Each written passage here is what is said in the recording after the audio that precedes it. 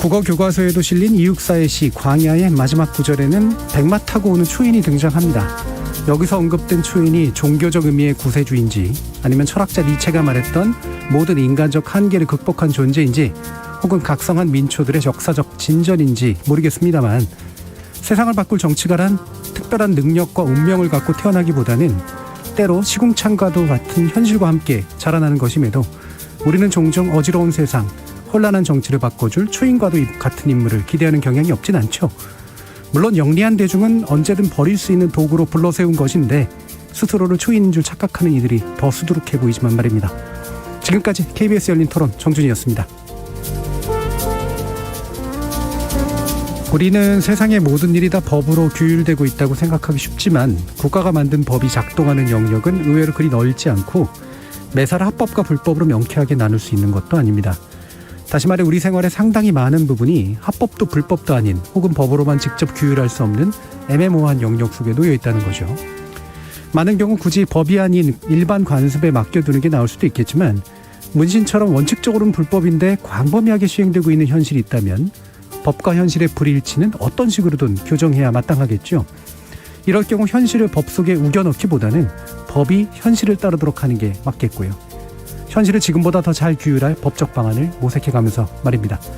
참여해주신 시민 논객 여러분 감사합니다. 지금까지 KBS 열린 토론 정준이었습니다.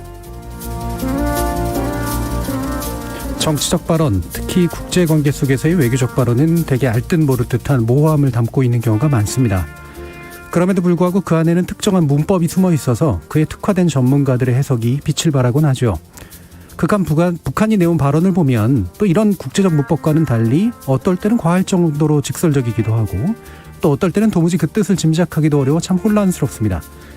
오늘 나와주신 전문가들의 분석을 들어보시니 어떻게 구름이 좀 걷히는 느낌이시던가요? 오늘 전국 여기저기에 산발적으로 소나기가 내렸는데요.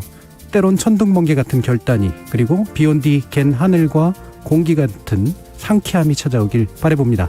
지금까지 KBS 열린 토론 정준이었습니다. 이번 광주에서 참사가 발생하자 강력한 처벌 조항을 담은 법안이 앞다퉈 발의됐는데요. 이런 적극적이고 부지런한 태도는 왜 사고 전에는 잘 안 보였던 걸까요? 민주주의는 피를 먹고 자란다지만 우리 안전도 결국 피를 봐야만 그나마 눈길을 받는 걸까요? 지금까지 KBS 열린 토론 정준이었습니다. 속칭 엑스파일 속에 담겨있다는 의혹이 뭔지, 실체는 있는 건지, 그게 정말로 당사자의 정치적 운명을 가릴 만한 가치가 있는 건지 솔직히 저는 아무런 관심이 없습니다. 의혹이라는 이름으로 행해진 온갖 볼썽사나운 쌈박질이나 인권침해까지 구역질나는 정치 행태 여러 번 마주했기 때문이죠. 그건 공식 무대에서 공개적인 절차를 거쳐 검증하면 될 일이고요. 정작 중요한 건 이른바 정보 비대칭을 활용한 협잡입니다. 이때를 틈타 주목을 만끽하고 있는 몇 명 인물들도 꼴사납고 그런 이들에게 좋다고 판을 깔아주는 미디어도 신물납니다.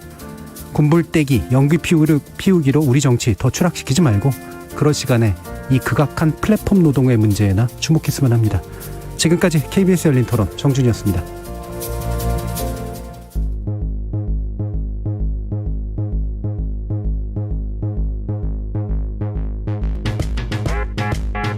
이준석 국민의힘 신임 당대표 나오셨습니다. 네, 안녕하세요.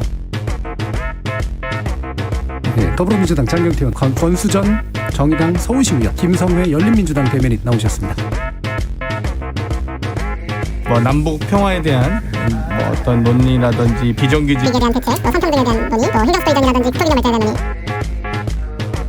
지금 당장 가덕도 특별법에 대해서 이준석 대표께서는 좀 반대 의견이 많으셨잖아요. 제 맨날 물어보잖아요. 할 줄 몇 개냐고요. 제가 그래서 눈이 다 몇 개인데요. 하나하나 다 설명드렸죠.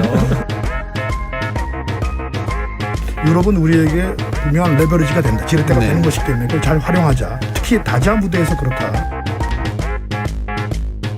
중국 때리기 내지는 중국 견제. 자, 청년 정치란 뭐냐? 그게 어떤 정치 문화는 어떤 기성 구조로 바꿀 수 있기 때문이냐? 협치를 하는데 좀 도움이 되지 않을까라는 생각을 하고 있습니다. 쿨하지 않을까 생각을 하고 있어요. 젊은 사람이 많아졌으면 좋겠다가 아니고 합리적인 사람들이 많아졌으면 좋겠다는 거죠.